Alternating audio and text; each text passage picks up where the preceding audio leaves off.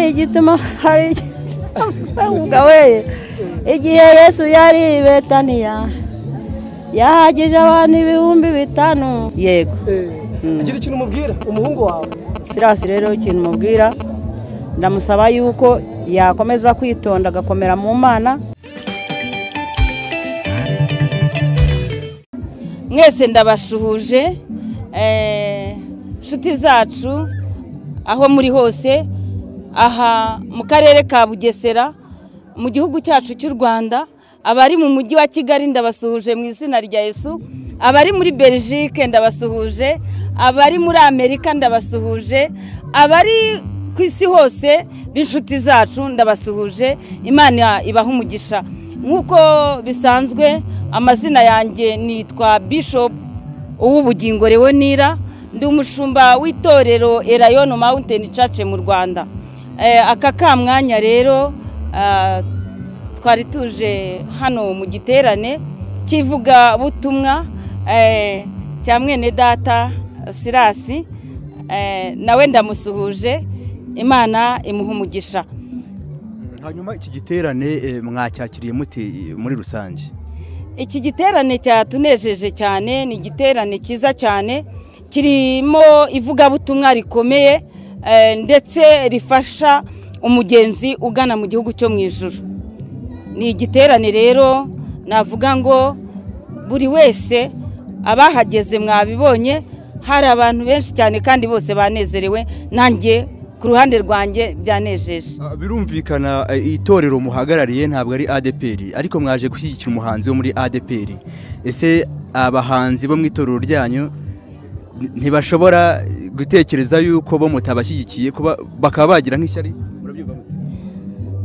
Twebwe itorero ryacu Elayono Mountain Church mu Rwanda ntago tugira icyo nakwita kuvuga ngo turizimba cyangwa turagarukira kwivuga butumwa ryo muri iryo torero gusa, ahubwo twebwe dushyigikira umuririmbyi uvuga ngo buri muntu mu itorero abo wejejwe muri ryo. Bisobanuke neza, mu itorero iryo ari ryo ryose Kristo afitemo umugeni. Bivuga rero ngo ntago abahanzi bacu bo muri Elayono bagira icyo kibazo, kuko Sirasi mbere yuko ajya muri ADPR yabanjije kuba umukristo wacu wa Elayono, ariko twebwe twumva igihe cyose gukorana umurimo w'Imana n'andi matorero ari byo bizamura imbaraga, ari naho rwose ubutumwa bugenda neza. Hanyuma Bishop, biragaragara mwakoze urugendo runini muza ahangaha mu karere ka Bugesera nibyo gushyigikira uyu muhanzi, ariko se dushingiye no ku giterane uko cyagenze n'ibibwirizwa byahatangiye, nka Bishop nk'umuntu mukuru mu birebana n'iyobokamana, urabona ari iki gikomeye bisigiye abatuye kuri aka gasozi? Ikintu cya mbere iki giterane gisize kuri kano gasozi, cya mbere abakristo ba hano kuri uyu murenge, cyane cyane kari naho Sirasi avuka. Ndibaza nk'urubyiruko rwabonye yuko ari byiza gukizwa nta gihombo kirimo, kandi n'ababyeyi bakuze bangana wenda n'ababyeyi ba Sirasi babonye ko ari umugisha kubona umwana wakiriye agakiza agakorera Imana muri ubu buryo. Ubwo rero ivuga butumwa ryarushijeho kuzamuka muri uyu murenge. Birumvikana hano twahabonye imbaga y'abaturage batandukanye, harimo abasengera wenda muri idini n'abatarisengeramo. Bigaragara yuko hari umusanzu igiterane nk'iki kiba cyatanze mu kurwanya zimwe mu ngeso mbi. Hari abagakwiye kuba bagiye kunywa inzoga cyangwa bari mu zindi ngeso, ariko mu by'ukuri bigaragara yuko baje ahangaha. Nuwuhe musanzu mwumva nk'amadini mugomba kongeramo kugira ngo ibi byaha bikorwa bitandukanye, guhohoterwa mu ngo, amakimbirane bibashe kuranduka, ariko amadini abigizemo uruhare muri ubu buryo? Twebwe n'ubundi mu ntego yacu ni ukwigisha abantu kwakira agakiza no kureka ibyaha. Ubwo rero iyo igiterane kibaye gitya cyangwa se ivuga butumwa rikozwe gutya, mpamya neza ko Umwuka Wera aba yakoze imirimo n'ibitangaza. Twebwe rero n'ubundi turabafatanya bikorwa n'inzego bwite za leta, dushishikariza abantu bose kureka ibyaha n'ibisa nabyo. Dushishikariza urubyiruko kureka ibiyobyabwenge. Dushishikariza urubyiruko kuva mu ngeso mbi. Ikindi dushishikariza n'abakuze kurwanya ibyaha byose. Nk'ubu muri iyi minsi ndibaza ko mwivugabutumwa abantu bose ridushishikaje ari ukurwanya ibiyobyabwenge n'inda ziterwa abana b'abangavu. Icyo ni ikintu muri iyi minsi dushyizemo imbaraga kugira ngo abantu bakire agakiza kandi babashe kurwanya ibyo byaha. hari nk'abavugabutumwa cyangwa se abanyamadini usanga rimwe na rimwe bayobya abayoboke babo bakavuga bati nitujya kuvuga ku bijyanye wenda no kwirinda zitateganijwe gutanga mitiweli se harimo n'ababuza gufata indangamuntu cyangwa se no gufata nk'izi ngingo za covid. Abo bantu ni iki mwababwira? Abo bantu bakeneye amahugurwa, nabo kwegerwa, nabo kugirwa inama, kubera ko kwigisha ni uguhozaho. Niba umuntu ashobora kuyobora abantu barenze 1 2 3 4 5 kuzamura akamubwira ngo ntafate mitiweli de sante, icyo ni ubuyobe, kubera ko wa muturage cyangwa wa mukristo we igihe atafashe mitiweli de sante akarwara akajya nkano kuri hopitali ya ADPR Nyamata akabyara ari umubyeyi ntabashe kwishyura iyo mitiweli, igisebo ntikijya kuri uwo muryango wananiwe kwishyura mitiweli, kijya no kwitorera uwo mushumba ashumbye, kandi ntibirangiriraho na wa muryango ugira imibereho mibi. Hanyuma Bishop twenda tugana ku musozo kandi tunabashimira ku mwanya wanyu mwaduhaye. Hari icyo mugenzi wanjye akomojeho mu bihe bya covid, hari ibitangazamakuru byinshi byagiye gukunda gukora inkuru, hari abantu biyita abanyamadini nabo banze gufata inkingo bavuga ngo ni bya satani. Nk'umushumba ni iki wamaraho impungenge abantu, ndetse noneho unakomereza hamwe unagira inama abantu baba bayobotse idini bakiri bashya ugasanga mu minsi mike yabacitse intege, ni uwe muhamagaro n'ize mbaraga bakwiye gushyiramo? Okay, cyambere ndavuga kuri covid-19. Umuntu wavuze ngo gufata rura rukingo ni ibya satani. Ndahamya ko nta munyarwanda uravuka ntajye kwa muganga ngo bamukingire imbasa, bamukingire na za nkingo zose. Niba yarikingije imbasa akikingiza kanigana kokorisha, uyu munsi izo nkingo yagiye afata yarazizarakorewe hehe? Ariko mwe murabyumvise? Turabizi, ndetse hari n'abantu bacitse mu nsengero, ariko giye navuga ngo ni ubuyobe. Ikindi nta kwizera baba bafite, kuko umuntu wizeye Yesu Kristo nk'umwami n'umukiza we abasha guhamanya n'ijuru k'amaraso ya Yesu Kristo, abasha kunetraliza agakuraho uburozi bwose bwamugerera mu mubiri. Niyo mpamvu rero urukingo ntacyo rwari rutwaye rwose, twararufashe kandi nta kibazo twagize, n'abana bacu bararufashe. Ahubwo iyo ni imyumvire mibi. Biradusaba gukomeza kwigisha, gukomeza kubwira abantu, tukabegera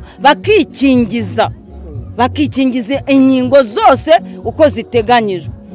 Hari ikindi mwari mumbajije, aba bantu bayoboka amadini ari bashya uyu munsi bakamusengera arihariye ariko ejo ugasanga yabisubiyemo. Icyo ni icyanditswe Yesu Kristo yakivuzeho ubwo yavugaga ku muhinzi, ngo umuhinzi yasohoye imbuto ngo ageze mu nzira akibiba ngo zimwe ngo inyoni zirazitoragura, undi nawe ngatera ahantu kukara ngo imbuto zirazamuka, ariko kubera yuko nta butaka nazo zigeraho ziruma. Izindi uziteye nazo hazamuka amahwa arazimira, ngo ariko izindi zo zitewe mu butaka bwiza, haleluya, ngizo ziragenda zera imbuto 30 n'izindi zigera no kwijana. Yewe ndashaka kukubwira rero ko uriya uyu munsi yaje mu giterane yanezerewe, yabyinnye, ariko kuko atigeze yumva rira jambo ry'Imana ngo rigende rijye mu mutima we, yakire Yesu Kristo nk'umwami n'umukiza we, agira ijambo ry'igitsikamiramumutima muri we, uwo nguwo ejo mu gitondo azaba yasubiye mu byaha. Birasaba rero kubwiriza ndetse n'abayobozi, niba umuntu yakiriye agakiza ntago turekeraho, dusabwa kongera kumwegera, kumuba hafi, kuko aba ari uruhinja, tugakomeza tukamubwiriza, tugakomeza tukamukundisha mu nzu y'Imana, tukamubwira ibyiza byo gukizwa, tukamubwira ibyiza byo kuba umukristo. Reka nkubwire, hariho umuntu uvuga ati abarokore ntago rwose bagira umunezero, ariko burya natwe turanezerwa cyane. Akavuga ati rero ninjya mu barokore ndaba nsa naho niboshye, ndaba nsa naho ngiye muri prison, kwa kwenjoyinga kwanjye nkagera ku ijana biragabanuka. Oya, ntago ariko bimeze, ahubwo ibyiza nuko wagira umunezero ukarya ubuzima ariko utuje, nta n'ibyaha uri gukora. Imana ibaha umugisha. Bishop, murakoze cyane ko turagufite, uretse gato turamufite niba tumutomboreye. Usoza unatanga inama, ariko tubwire, hari abahanuzi twakita nk'abibinyoma, niba mwemera ko babaho. Ngiye nk'umukristo nzabwirwa n'iki, nzacagura ibyera by'Imana mbwirijwe n'ibyo kumbeshya. Dusoza jewe ubuhanuzi ndabwemera, nanjye ndi umuhanuzi, ariko ubuhanuzi nemera ni ijambo ry'Imana. Umuntu w'umwana mu gakiza udafite impano yo kurobanura ubuhanuzi, icyo nagukubwira ni ugushingira kuri Bibiliya, ku magambo y'Imana, ugasoma Bibiliya. Icyo uzasoma mu ijambo ry'Imana nibwo buhanuzi butavangiye bwonyine. Naho undi ashobora kukureba nk'ukuri umunyamakuru akaguhanurira bijyanye n'amarangamutima, ariko hari n'undi waguhanurira ari mukuri no mu mwuka. Ubwo rero kuko uri umwana, nge nagushishikariza ubuhanuzi bwo mu ijambo ry'Imana gusa. Murakoze cyane. Imana ibaha umugisha.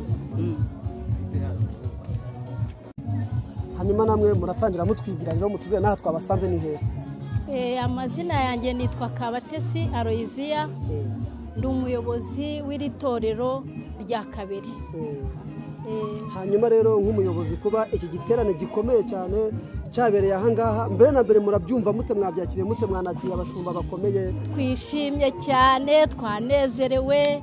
Mwana wacu Sirasi avuka hano mu Kabere, rwose twanezerewe. Habaye igiterane cyiza gishimishije, abantu barihana rwose pe, twishimye cyane, twanezerewe, kandi yaduteye agateka kuri uyu musozi w'ahantu atuye. Kuba rero mufite umuhanzi ubavukamo ariko akaba yaratuye ahandi, ariko mu gihe cyo gushyira hanze ahagaragara indirimbo ze zose akaza hano iwanyu aho mutuye, birumvikana mwishimye. Ariko se nk'abaturage mutuye aha, ni iki mubona niwe mumaro bibasigiye, ni irihe somo rikomeye cyane mukuye muri ibi? Indirimbo ze zirimo ubutumwa bwiza, kandi abantu benshi bihannye kubera ubwo butumwa bumvise mu ndirimbo. Ejo barihannye nimugoroba, abarwayi twarabasengeye barakira, barahaguruka, rwose turishima, turanezerwa. Abandi bari mu byaha nabo barihannye, turabasengera. Urahamya ko rero ibyaha bikunda kwigaragaza bya hato na hato birimo ubusinzi bukabije, ibiyobyabwenge, mugiye gufitikanya n'inzego za leta kubirimbura mukoresheje ijambo ry'Imana? Tuzakoresha ijambo ry'Imana tubirimbure. Ejo bundi gitifu wacu w'akagari yaraje aratubwira ati, mwebwe mubwiriza abantu bakihana, nta na gereza mugira. Ariko twe tugira gereza, abantu bagiye babasha kugira ngo batunanire tukarinda ubwo tubageza muri gereza. Ariko ijambo ry'Imana rirabayobora neza, ugasanga abantu barihannye, umuntu akaza agahagarara imbere ati nakoze ibi byaha, tukamusengera kandi koko akihana. Hari abahanzi usanga bavuka ahantu, ariko ugasanga yamara kugera ku rwego ageraho, ntambwe ageraho yindi akahibagirwa ntahazi. Abo ngabo niki mwababwira? Ibyo byose na hano murabafite. Sirasi ntago twamushyiramo, kuko we yatejeje imbere ahantu atuye. Ariko abantu bibagirwa iwabo nabo twabanenga. Nta muntu ukwiriye kwibagirwa havuka. Burya ngo ujya gutera uburezi arabwibanza. Nawe ne Sirasi yarabwibanje. Araza rwose pe, abantu bose arabaririmbira. Si uyu munsi gusa asanzwe aza. asanzwe aza ejo bundi yaraje dukora konseri hariya hepfo iwaba havuka imiryango ye barihannye turishima mama wakoma amashyi arishima ni ibintu byiza byatunejeje rwose imana izamukomereza amaboko mwishimye mwana bimweretse murifuza ko niki kindi mu mwifuzaho Silas turamwifuzaho ko azatera intambwe akagera hejuru indirimbo ze zikagenda zikamamara zikavuga ubutumwa hirya no hino kandi natwe tumuri inyuma murakoze cyane abasaza uyu ni principal mushyira attention byata bisa naho kubwira ko gato check hello check point umuhanzi Silas tugusanze hano mu murenge wa Mareba hari igiterane gikomeye cyane turahageze turi mu kazi bisanzwe ariko dusanze ibintu byashyushye Silas nk'umuhanzi banza wibwire abadukurikiye nk'umuhanzi hanyuma tubwire n'impamvu y'iki giterane nuko bihagaze kugira saa yingiye urava mu murongo harinjira mundi mu mwanya wawe nibyo ngibyo uyu ni Silas muri kumva kandi munareba ariko noneho reka Silas dutangire tuganira Silas waje hano kuronshinga nimba ariko nabyita indirimbo zawe zose ariko nabonye abantu bakwishimiye kubera icyo wahisemo kuza aha ngaha impamvu nahisemo kuza aha ngaha niho navukiye niho narerewe birumvikana ni naho nakuriye hanyuma ni naho nakiririye agakiza ni naho nabatirijwe niho nakuriye haba mu buryo bw'umubiri ndetse no mu buryo bw'umwuka rero buri gihe cyose mba mbitura nanjye uburere bampaye mba mbitura ibyiza bankoreye niyo mpamvu ibintera mba numva ibyiza byose byakaje kuri kavukire cyangwa se bikaba ariho bihera ariko bikagenda bizamuka bikabasha no kujya n'ahandi ariko nahereye iwacu kuri fondasiyo nk'uko bivugwa mu migani y'abanyarwanda ngo ugiye gutera uburezi arabwibanza aha niho rero hari imiryango yanjye niho hari mama ababyeyi niho hari papa niho hari bose niho hari barumuna banjye niho hari imiryango myinshi hano nicyo gituma rero nzahangaha kandi by'umwihariko n'igituma nshobora kuhavuka ibyo byose bikahakorerwa ariko singire n'urukundo uvuga ngo rero ndabakunda ndanabakunda by'umwihariko urukundo mbakunda rujya rutuma nabyo ruba sapoti muri ibyo bintu Silas indirimbo zawe nicyo kibazo cya mbere mereyeho noneho nkubaza indirimbo zawe akenshi na kenshi zikunze kumvikanamo ubutumwa ariko busa nkaho navuga buri direct burasa nko ku bantu haba abanyamagambo haba abasinzi haba ibiki iyo nganzo ubundi ikomeye gutyo cyane uyikurahe impano nayihawe n'Imana kuko na mbere yuko mba umukozi w'Imana cyangwa se na mbere yuko nakira agakiza na mbere n'ubundi nari umuririmbyi nararirimbaga nahimbaga indirimbo n'ubundi nari umuhanzi nakira agakiza ariko n'ubundi nsanzwe n'umuhanzi bivuze ngo rero impano nayihawe n'Imana aho rero ubwo butumwa buturuka ushobora kuba wakumva cyangwa se wabona ibintu wowe ntubivuge kandi ubibona bitewe n'iki bitewe n'uko nta mpano ufite yabyo ariko jyewe ni ukuvuga ngo iyo mpano maze kuyibona nayihuje n'ijambo ry'Imana nyihuza n'ibyo mbona kuko urumva uvuze ikintu kijyanye n'amagambo indirimbo niba naravuze ku bijyanye n'amagambo navuze ku magambo cyangwa se ku banyamagambo kugira ngo abafite ikibazo ku banyamagambo babihorere bajye babyihanganira kuko nta muntu utavuga ubundi uwanga kuvugwa yaheze mu nda ya nyina umuntu agomba kuvugwa kuko ariho byanze bikunze umuntu agomba kuvugwa kuko ariho baba bagomba rero kwihangana bagasenga Imana ikindi amagambo ajya ashira cyangwa se ajya ahinduka igihe umuntu arimo kiba kigomba kuvugwaho nyine kitavuzweho ntabwo kiba gihari yego indirimbo zawe ziba zisa nkaho ziraga zibwira abatoya abakuru ndetse n'abakuze ni wowe wiyandikira ubundi yego ni jyewe wiyandikira ni jyewe wiyandikira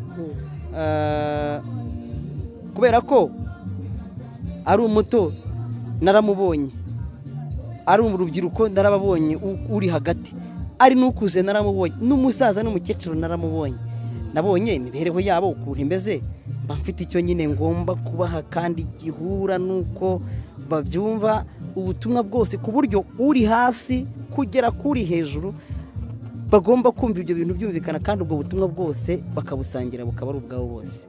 Hari abantu batandukanye bumva yuko umuhanzi ugomba gutanga ubutumwa bwunganira gahunda za leta ari umuhanzi utaruririmba indirimbo zaririmbiwe Imana. Nagira ngo ubigarukeho ku buryo burambuye, ni uruhe ruhare rw'umuhanzi wo gospel mu kurandura ibiyobyabwenge mu rubyiruko, inda zitateganijwe, amakimbirane yo mu miryango, gushishikariza abantu gahunda za leta nk'umuganda, mitiwere n'izindi nk'uko twanabibajije Bishop, ubitsindagireho. Umuhanzi wa gospel ntabwo akwiye kubonwa mu isura yo gushyigikira gahunda za leta, ahubwo se umuntu yawe umuhanzi wa gospel gute? Gospel n'ubundi ni ibihangano biba birimo ijambo ry'Imana, ni ibihangano byo guhimbaza Imana. None se ushobora kumbwira ko umuntu uzi Imana adashobora kuba yagira ibikorwa ku butaka Imana yamushyizeho? Ntabwo bishoboka. Uwo nguwo yaba arimo arabeshya cyane. Ni ukuvuga ngo twebwe ubutumwa dutanga turabutanga buriya umuntu yakiriye agakiza, cyangwa se iyo umuntu ari umukristo, byanze bikunze ntabwo ajya arushya leta. Nicyo biba bisobanuye. Ubundi abagomba kumvira, abagomba kubaha, kandi abagomba gushyira mu bikorwa ibyo asabwa n'ubuyobozi byanze bikunze, kuko muri ubwo buyobozi ni mwari kandi na Yesu yavanga ibya Kayizari muhe Kayizari n'iby'Imana muhe Imana, burya yari amaze kugikemura. Sirasi, kuva watangira umwuga wawe ubu ufite indirimbo zingahe? Ese niyo ndirimbo yawe ukunda cyane kurenza izindi nubwo zose ari zawe? Ubu ngubu mfite indirimbo 35 nizo maze kugeraho, nizo maze kugeraho mu gusohora, mu kuzishyira muri studio, ariko mfite ibihangano byinshi cyane mbabwiye umubare mwagira ubwoba. Ahubwo warumbajije ngo niyo ndirimbo ukunda cyane? Indirimbo nkunda cyane kurusha izindi. Indirimbo zose ndazikunda, ariko hari indirimbo njya nkunda n'ubu ngubu njya nzirikana, yitwa Ejo. Indirimbo ejo hazaza nta muntu wahamenya. Agomba kubaho neza uyu munsi, agomba kubana neza n'abandi uyu munsi, agomba kubaha Imana uyu munsi, agomba kubaha ubuyobozi uyu munsi, agomba kuba muzima uyu munsi, kuko ejo atazi ko bimeze gute.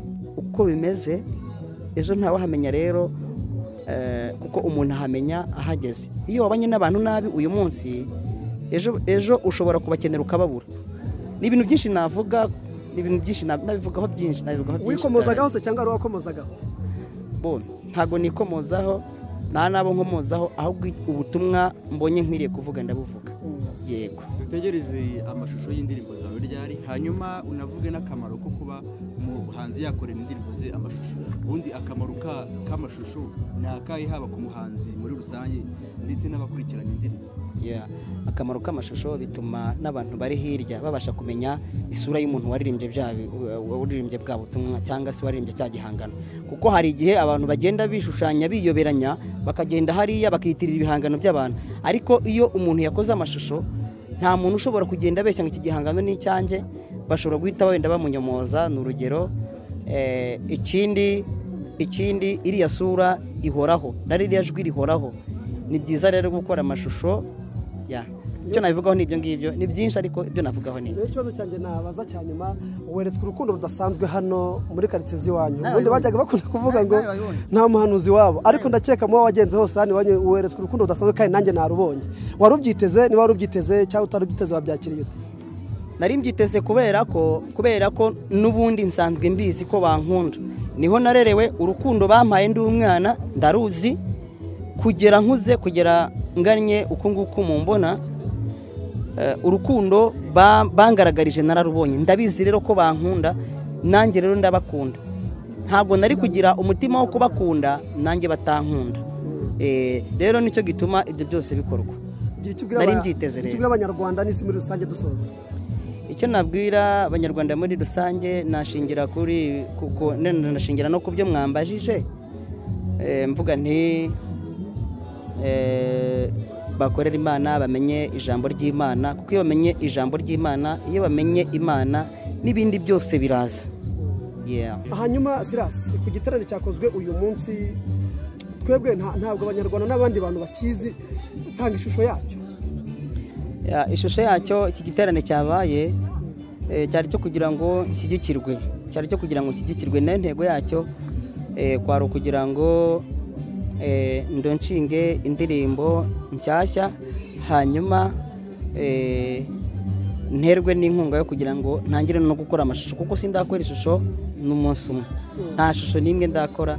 Ubu niyo gahunda yari ihari. Mwayibonye rero ko byakozwe neza.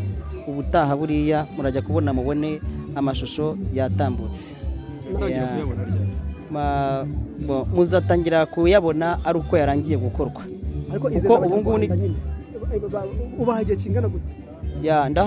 Ndateganya ko nibura mu mezi abiri bazaba batangiye kubona amashusho y'indirimbo zanjye amwe n'amwe. Uko iminsi igenda yicuma bazagenda bayabona, nyuma y'amezi abiri bazatangira kubona impanga. Hari umwe mu bantu batanze ubuhamya waba warasuye muri gereza, ndetse bigaragara ko ari imbuto nziza weze na gihe cyose, ndetse no mu nkunga watewe hari n'abakugabiye inka. Ibi byo kugabirwa inka no kuba warasuye abantu wari ubyiteze gusa? Kugabirwa inka ntabwo nari mbizi, nicyo cya kinini nababwiye ngo ugire neza uyu munsi, kuko iyo umuntu agize neza uyu munsi, ineza ayisanga imbere. Ni ukuvuga ngo ntabwo nari nzi ko ziriya nka bari buzimpe, ntabwo nari nzi ko biriya bikorwa bari bukore, ntabwo nari nzi ikintu biriya bintu byakozwe nanjye byantunguye. Rero igikorwa nakoze cyo kujya nsura abantu bo muri gereza nkababwiriza ubutumwa cyabaye cyiza, kuko hari naho njye navugaga ubutumwa muri gereza n'abantu bari baranze kwemera ibyaha, mu kumva ijambo ry'Imana na bwa butumwa ibyaha bakabyemera. Noneho ni ukuvuga ngo mba ndi no gufasha leta, kuko hari ababa barananiye inkiko byarayoberanye, ariko najya muri gereza nkavuga ubutumwa, abantu bakihana imbere y'Imana. Bamara kwihana imbere y'Imana bagasanga n'abandi bavuga ngo nta cyaha twakoze, bagahita bavuga bati rwose burya nubwo twari twarabananiye, ibyaha twarabikoze, twagiriye n'aba bantu, twaribye, twakoze ibi n'ibi buryo butandukanye. Cya cyaha bamvuzeho naragikoze koko, yari yarananiye leta. Mu ijambo rimwe gusa, ibitaramo nk'ibi bigiye gukomeza, ese ubutumwa nk'ubwo nabwo buraza gukomeza n'ahandi hatandukanye? Yego, birakomeza, kuko ubwo ngikoreye ahangaha, mpereye ahangaha, nabwiye ko ngomba guhera ku ivuko, ariko ndateganya no kugikorera mu mujyi wa Kigali mu mpera z'umwaka cyangwa se mu ntangiriro z'umwaka wa 2023. Hanyuma icyo wari witeze muri iki giterane, wenda inkunga, abantu bagushyigikiye mu buryo bugaragara? Rwose namwe mwabibonye, mwari muhari. Mwebwe se ntimuri kuvuga muti twabonye ibintu bidasanzwe? Rwose bashyigikiye, mwabibonye. Nishimiye ibikorwa byose byabereye ahangaha. Rwa rukundo bankundaga kera n'uyu munsi baracyarufite. Mbasabiye umugisha, Imana ibaha umugisha, kandi namwe mwaje, Imana ibaha umugisha. Silas, twaganiriye byinshi, ariko wenda nk'umuntu hari icyo nawe uri kwibuka dushobora kuba twaba tutakomojeho. Niba ari icyo wibuka kibwira abanyarwanda. Rwose mu by'ukuri ntako mutagize, ko ngira ngo umuryango wanjye mwawubonye, harimo mama, harimo barumuna banjye, harimo n'abandi. Mwabyitegereje, ntacyo mutakomojeho. Wenda navuga ko ngako uyu munsi ibintu byatangiye neza kandi bishoje neza. Abana barimo batoza kubyina? Mbigiramo uruhare. Igizwe n'abana bawe na madamu? Mbigiramo uruhare. Urabona ko mfite umuryango, mfite itorero. Ngo bivuga ko n'indirimbo ngari we wicurangira, ariko haba kuziyana cyangwa no kuzikora niwe uzikorera? Yego, ndazicuranga, ariko nkajya muri studio tugafatanya n'abaproducer. Sira, reka tugushimire ku mwanya waduhaye.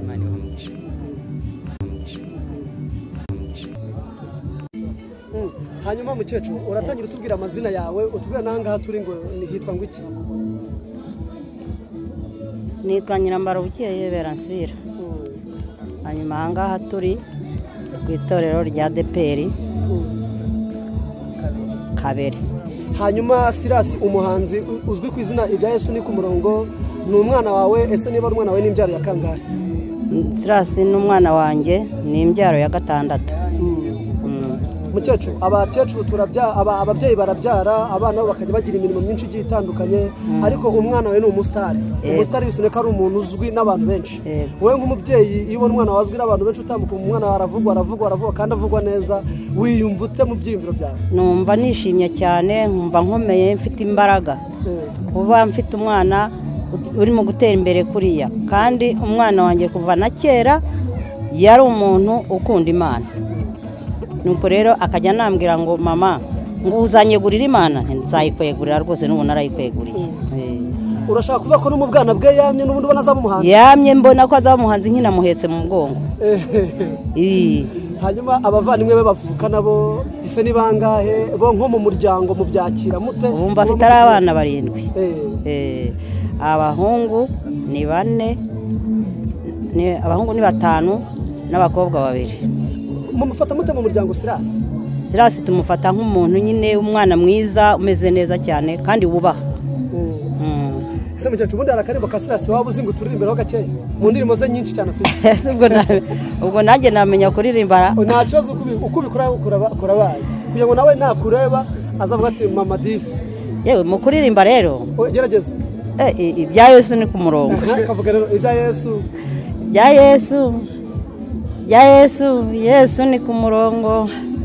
Hari igituma ugawe igihe Yesu yari Betaniya yahagije abantu 5,000 ari uko babanje kujya ku murongo, bararya barahaga barasigaza. Urakoze cyane. Mukecuru urakoze, biragaragara ko indirimbo zose ahari uzikurikirana. Ndazikurikirana, usibye uko giye iyo mpano yo kuririmba ntayifite. Urabizi? Yego. Agira ikintu umubwira umuhungu wawe? Sirasi rero ikintu umubwira, ndamusaba yuko yakomeza kwitonda agakomera mu Mana, kandi ibikorwa bye byose arimo gukora bigatera imbere, agateza n'umuryango imbere, nanjye akanteza imbere. Buriya ndi mu gutera imbere, ndimo ndazamuka neza. Yego. Bivuze ngo nta kibazo wagira? Tumuhamagara ati byagenze neza? Nta kibazo nshobora kugira, ari hafi, kereka hari yagiye nko hanze, naho ariko nshobora kumuhamagara. Telefone telefone kanjye yampaye, ndamuhamagara nyine kuko yakampereye kugira ngo njye mvugana nawe buri gihe. Ndamuhamagara rero kimbayeho nkamubwira. Bivuze ngo mufatire iry'iburyo? Mufatire iry'iburyo ahubwo cyane hepfo no haruguru, ahahire hirya no hino, imigisha ku Mana no kuri jewe mubyeyi we n'umuryango. Mukecuru turagushimire. Namwe ndabashimye, murakoze.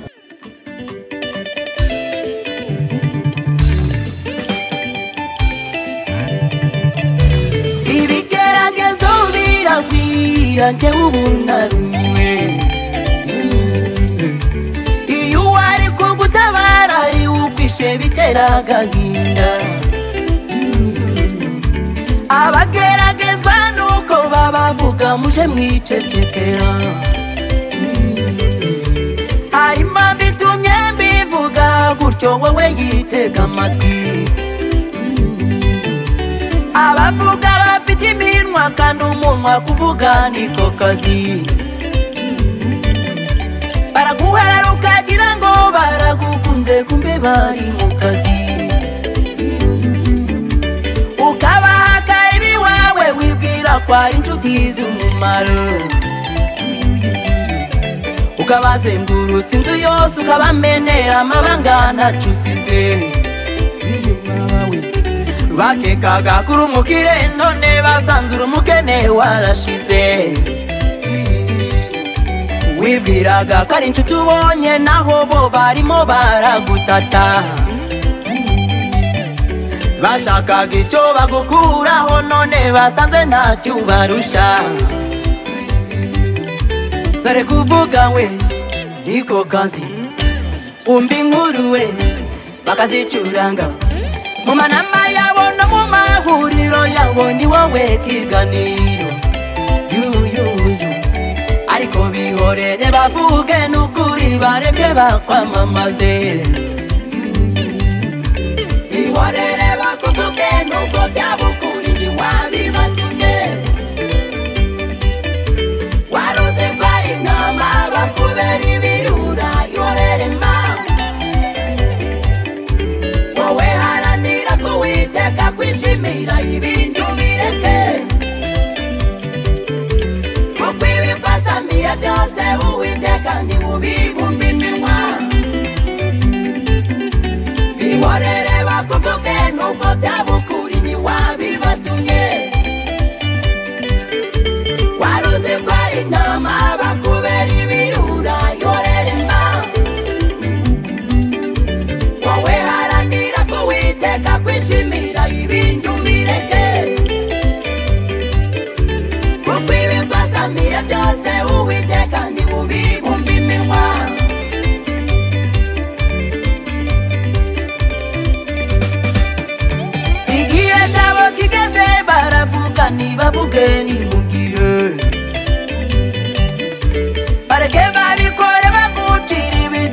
ariko ntiwabibatumye bavuga kuri muto nubwo ari byo ariko ntiwabibatumye bavuga kuri munini nubwo ari byo ariko ntiwabibatumye bavuga kuri mugufi nubwo ari byo ariko ntiwabibatumye bavuga kuri muremure nubwo ari byo ariko ntiwabibatumye bavuga kutabyara nubwo ari byo ariko ntiwabibatumye bavuga ko wagumiwe nubwo ari byo ntiwabatumye kubivuga bavuga ko umeze nabi naho byaba ari byo ntiwabatumye kubivuga yego amadeni arakwishe ariko ntiwabatumye kubyamamaza yego uri umunyabyaha ariko ntiwabatumye kubyamamaza kandi babikora batayobewe ko barimo kuguhemukira babikora batayobewe ko amateka y'umuntu ajya ahinduka babikora batayobewe ko Uwiteka ari ukuzi kubarusha nukuri bafite amakuru ko Uwiteka ari ukura ku cyavu n'ikimenyimenyi iyo muri kumwe wumva bari kubihamya uzumva bakubwira bavuga ngo nizibikazara amagi uzumva bakubwiye ngo n'ingumba zirabyara zigaheka baza guha inkuru z'uwari waragumiwe wabonye umugabo baza guha inkuru z'uwari umukene nyuma wabaye umukire baza kubwira inkuru za Daniyeli warokotse amenyo y'intare baza kubwira inkuru za Saduraka Meshake na Abedenego umva ikindi uzumva batayobewe kwesha amateka y'umuntu aje ahinduka uzabaza kuzuti sakwe sakwe uzumva bagusubije batisoma utinyira ubugenge n'ubugenge bwayo uzumva bagusubije bati inkoko icutse itonsa uzabaza kuzuti sakwe sakwe uzumva bagusubije batisoma utinyira ubugenge n'ubugenge bwayo uzumva bagusubije bati inzoka igenda n'amaguru uzumva bagusubije bati inka y'umukara ikamwa yera urumva ko ntibayobewe ko umunyabyaha ajya bumukiranutsi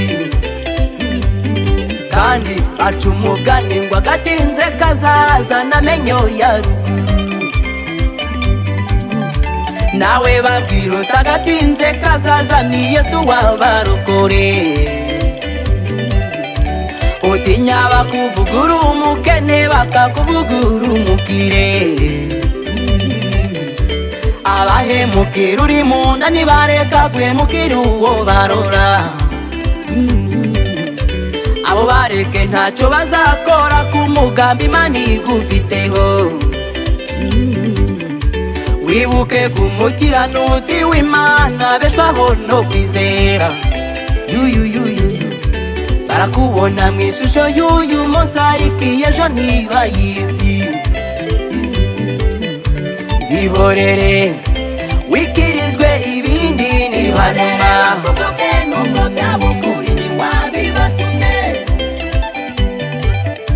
waruzi ko ari intama bakubera ibirura yorerema wowe haranira ko Uwiteka kwishimira ibindi ubireke kuko ibikwasamiye byose Uwiteka ntibubibumba iminwa bihorere bakuvuge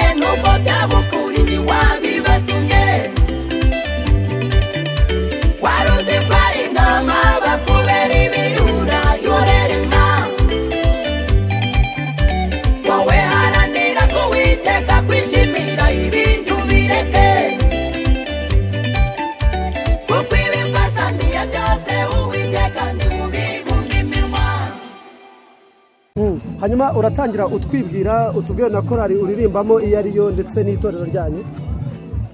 Murakoze cyane, amazina ni Ntabashwa Felix, umurenge wa Mareba, akarere ka Bugesera, itorero na ADEPR. Nigiye umuyobozi wa korari Yerusalemu. Hanyuma nk'umuyobozi wa korari Yerusalemu rero twihuta twageze aha ngaha hari habereye igiterane cya Silas. Ubundi Silas ni muntu ki kuri mwe? Murakoze. Silas tumubonamo umuntu ukomeye cyane, ufite ubwenge kabisa Imana yamuhaye, kandi afite ibintu byinshi cyane, natwe twamugireho umugisha. Silas yaririmbye muri korari yacu, yabaye umukristo wacu, turamukunda cyane, twumva tumwishimiye. Uyu munsi rero hari igiterane cyiwe,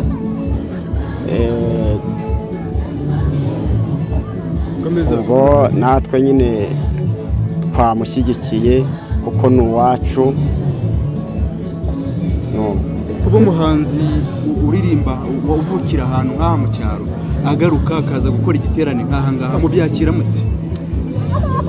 Turabyishimira cyane, kuko iyo tubonye yaravukiye iwacu agatera intambwe akegera imbere akaba umuntu ukomeye, ariko akagira icyifuzo akongera akagaruka akadusura, tubona urukundo adufitiye, natwe turushaho kumva tumukunze, kuko hari abantu benshi bavukira ahantu bamara gutera imbere ugasanga muri bo niba bimutse bakajya ahantu kure ntabwo bongeye kugaruka ku ivuko.